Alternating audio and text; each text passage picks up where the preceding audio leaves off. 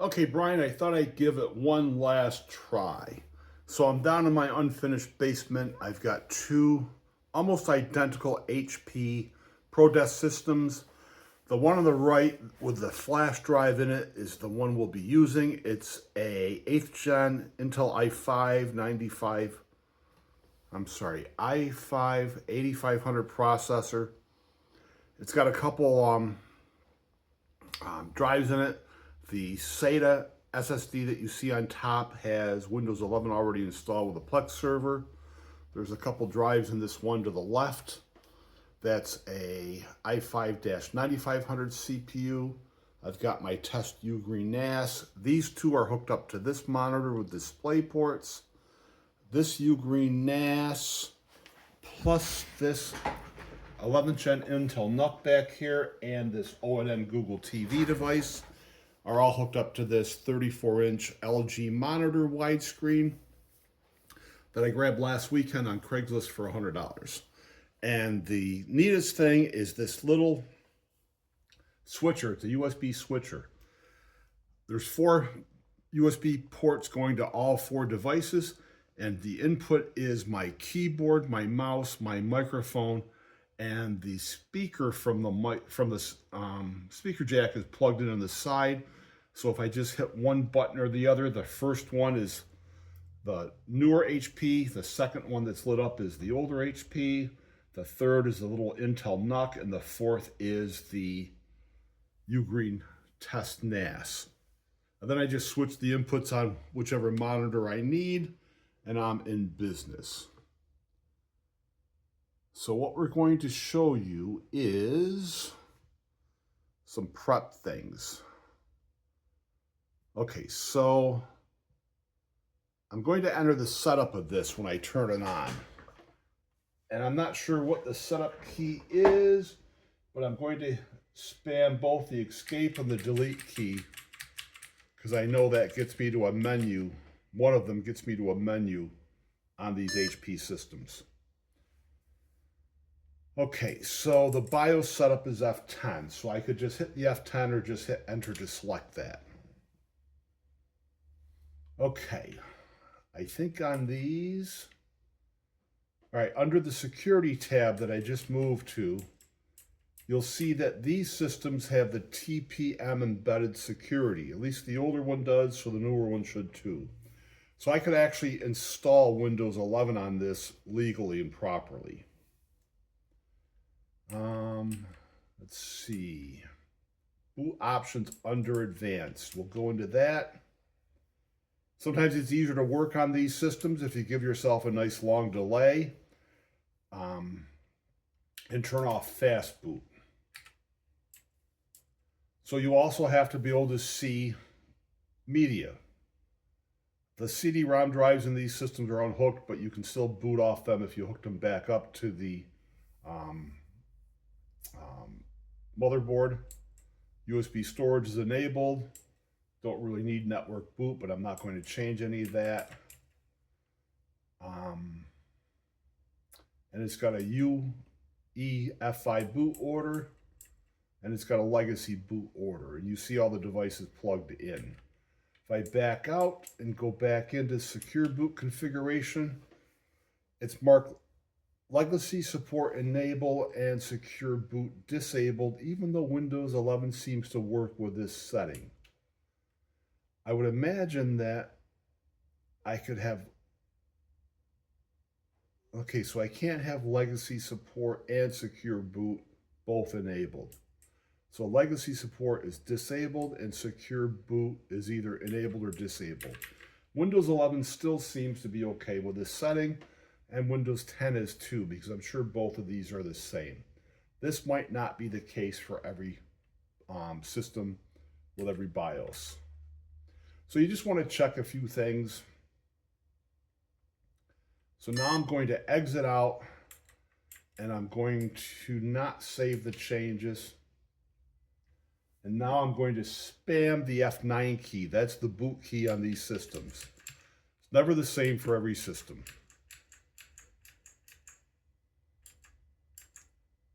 So I'll just repeatedly press it and we see entering the boot menu. So it sees the Windows Boot Manager on the OneDrive, and it also sees the flash drive. And then it sees the Samsung NVMe I have in this system. To be honest with you, I'd have to pull the cage to see what I have labeled there. It's a version of Linux, I know that. And the legacy drive there is the Windows 11 install drive. So I'm going to boot off from the flash drive, which has Ventoy installed. This is all there is to the Ventoy operating system. You just have this menu, and whatever ISO you copy to it is the system you can boot into. This Anduin OS is based on Ubuntu. It looks just like Windows. So we're going to go down and boot into Windows 10 Pro, and I have this Windows 11 Multi-Edition. Now this is the one I was speaking about upstairs. It's like 5.1 or 5.2 gigabytes in size. Too big to share through Google Drive. I've been thinking about how to get this to you because I know it works. At least it's worked for me on different systems. Let's boot into Windows 10 Pro. And you can see the flash drive flashing away as we boot.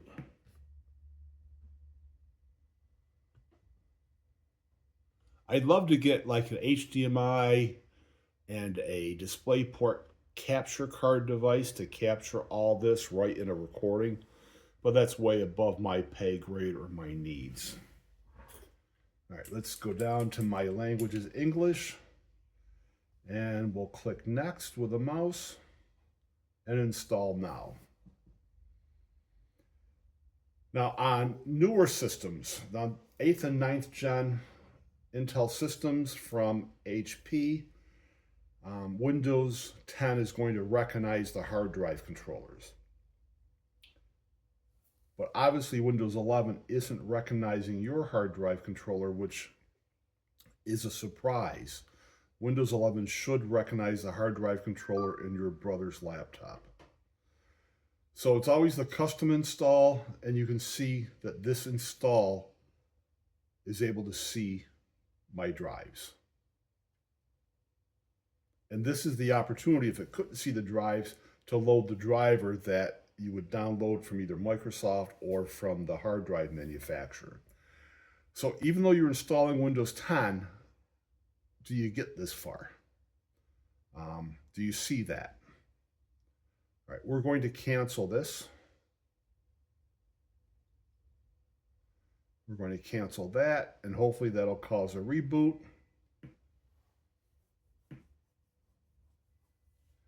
My keyboard just flashed, so I'm going to start spamming the F9 key again to get to the boot menu of this system. And we'll boot into Windows 11.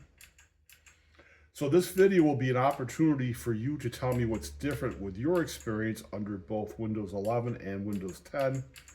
All right, I don't like that flashing light on the keyboard, so I'm going to hold down the power button and we'll do a cold boot on this. All right, cold boot started. So last night was Halloween. I don't pass out candy.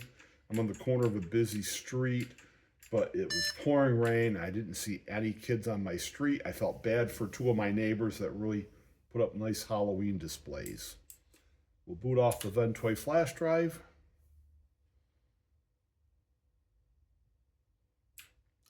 Let's drop down to Windows 11.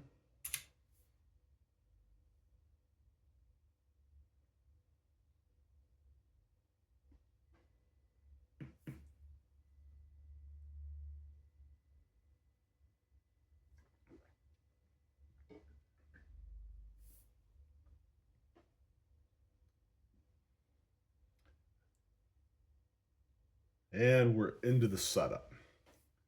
So let's click next, install now.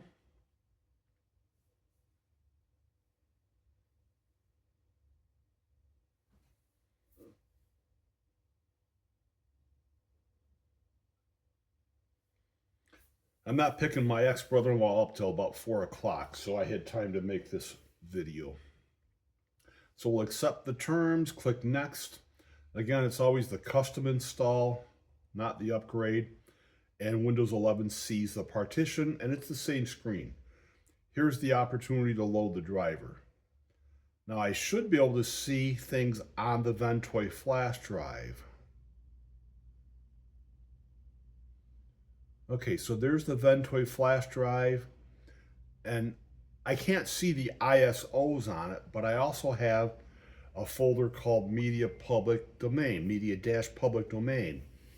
So you could make a folder on your Ventoy flash drive that says Win drivers or something like that, and you'd be able to access them off the same Ventoy bootable flash drive.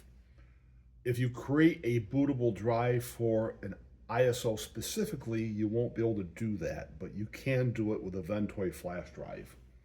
Or I'm going to put in another Corsair flash drive, same model, just larger or smaller capacity. And let me cancel this, then browse again, and now you see both Ventoy flash drives. And this is the second one I plugged in because the only folder is the folder for this Atlas OS setup files, which is a way to de-addify or whatever Windows 11. I tried it, didn't like anything about it. Even this doesn't make Windows good in my opinion. And that's kind of where we're going next. So cut the video here if you don't want to hear anything about Ubuntu, but at least you'll be able to tell me at what timestamp things look different or where you're failing. But I think Ventoy is the answer. You can put your drivers right on it, and if you've got two computers, you can stay at this screen and find the drivers you need on the other computer and just plug a flash drive in. I'm going to unplug my extra one, and I'm just going to cancel, browse again, and you see we're back to one Ventoy. Now, I don't really like unplugging my Ventoy without ejecting it properly, but if you're just using some garbage flash drive to copy drivers to until you find the right one, I wouldn't be concerned with that. All right, so let's cancel this.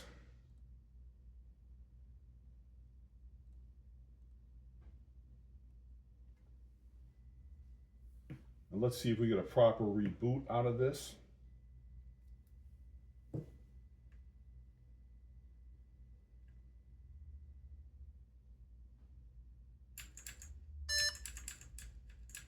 We'll boot into Ventoy one more time. And again, oh, I got that flashing light, so let me kill the power with a power switch.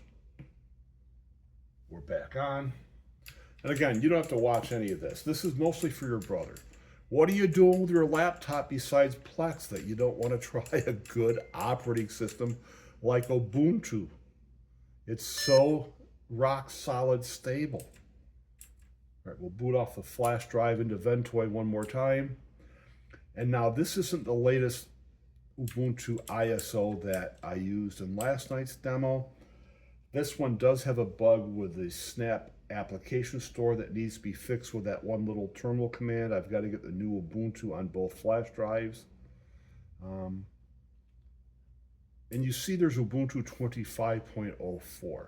That's basically a very stable, it's not an alpha or a beta, but it's a stable version of the next long-term release of Ubuntu to test with.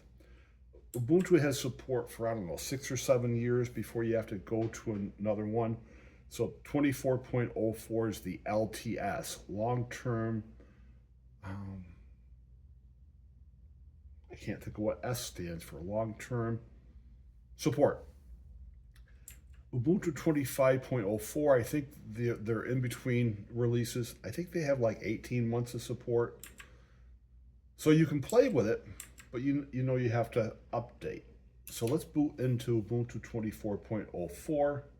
And again, 24.04.3 is the latest one to download. And I did this last night. Takes about as long as Windows 11 does to get into the setup, but you're not really into a setup. You're into a live boot that allows you to use it and test it or to install it. So you saw me install it last night. I'm going to just switch to the live boot and show you how to do it in case you feel like fooling around with it. While you're at your brother's and you've got a bootable flash drive, put Ubuntu on it, take it home, and play with it on the laptop. And then maybe come back after it's installed and have your brother help you get Plex server installed based off of my videos, or he can give you my channels, my channel address, and you can get it going. Now I can't see any of this on this monitor, so I am going into settings and leaning forward, trying to find the desktop settings. I'm sorry, the monitor settings. I can't get close enough with a tripod in my way. All right, let's not do that. Let's right click, display settings. I'm going to hit the 200% zoom and apply. Keep changes. I know the keep changes was to the right. This may take a second while we're in the live boot.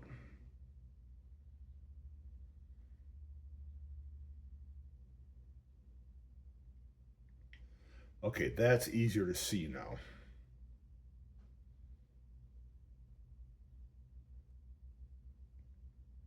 All right, so next on English, next, use the wired internet connection. I'm going to skip update the installer, and I'll do try Ubuntu instead of install.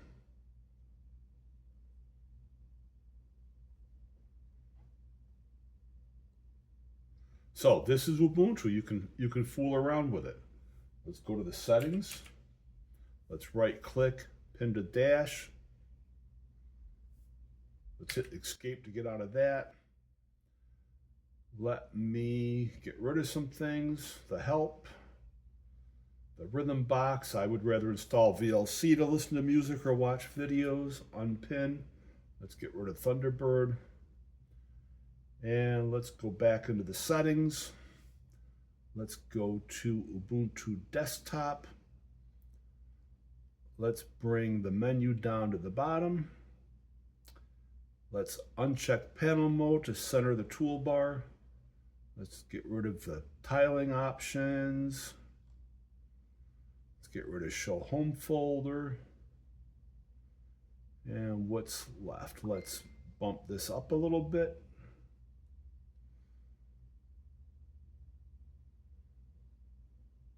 You can make desktop icons different sizes. I don't really like to even see them. And you can auto hide the dock and bring your mouse down, see how it pops back up. And this is more usable for me. So you play around with it, see if you like it. And then once it's installed, if you do like it, you go and you search for Plex. Plex Media Server from the Snap-enabled App Store does not require you to learn any Linux permissions. You can plug a USB drive in and the Plex server will see it without an issue. It'll see your media. You can have a powered hub and plug 3 or 4 USB drives in and you can see it. The neat thing about it, let me put in, do I have a flash drive around?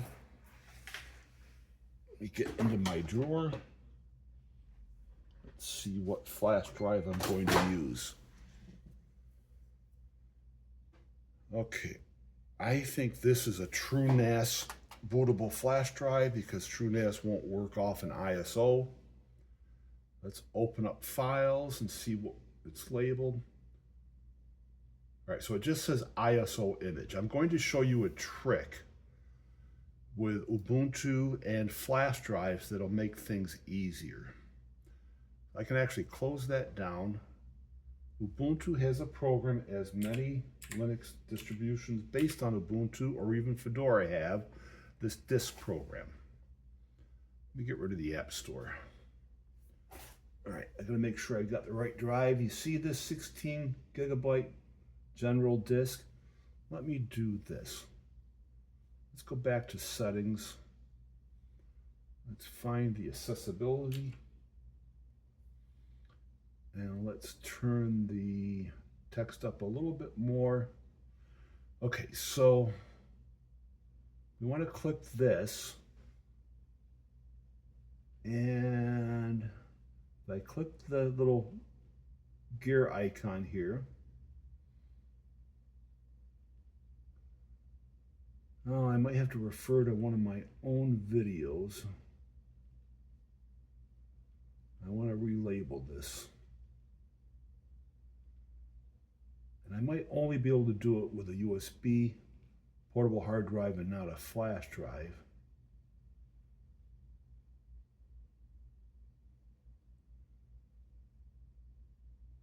Oh, no, I don't want to do that. I just want to unmount it. Let's eject that disk. Okay. So now we've got the general U disk. Let's go back into the options.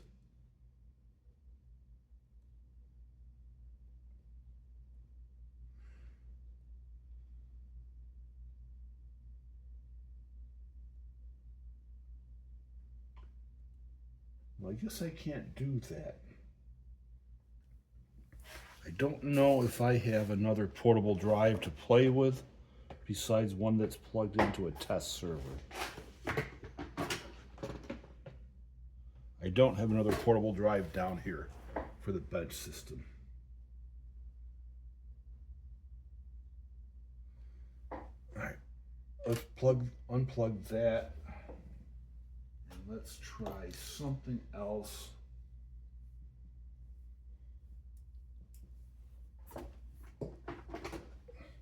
Doing good with this, and then I have to hit a brick wall because of overconfidence. Don't know what's on this flash drive.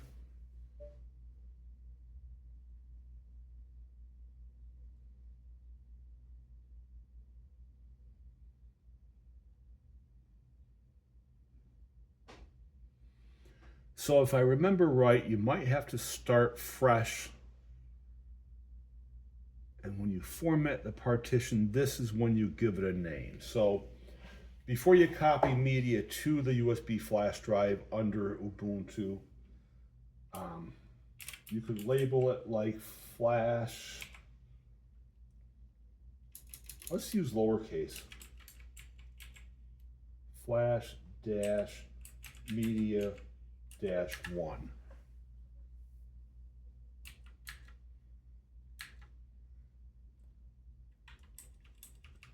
Okay, so I've got too many letters, USB dash media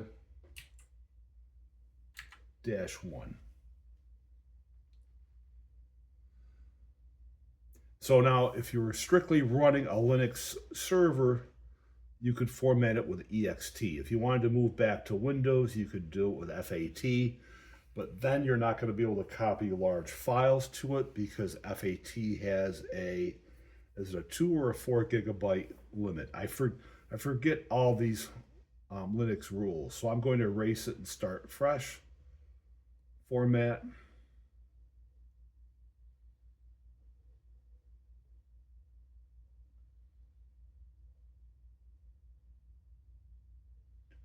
All right, so let's minimize that. Let's open up the Files app again.